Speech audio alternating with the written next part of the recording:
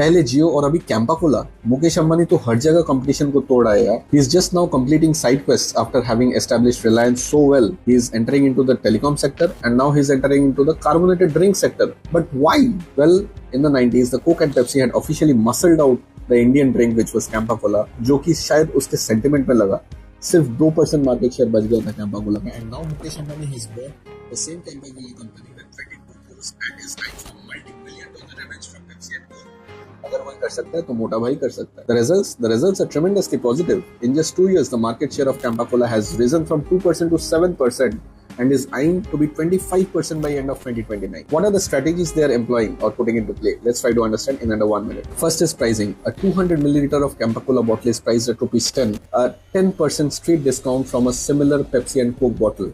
And India, where GDP per capita is so low, such huge discounts can often lead to compromise in the quality, which Pepsi and Coke cannot understand. But is pricing all? Which leads us to the second point, retailer commission. Now, retailers are earning double the commission which they were when they were selling Pepsi and Coke bottles. What is the result? Because they are earning so more commissions, they are placing the Campa Cola bottles in front of their shelves and pushing the Pepsi and Coke bottles to the back. तो क्या होता है, जब भी कोई cold drinks खरीदने आता है, वो फर्स्ट देखता है Campa Cola का bottle and his immediate psychology is buy that. So here the sales are also increasing by this way. Third is supply chain.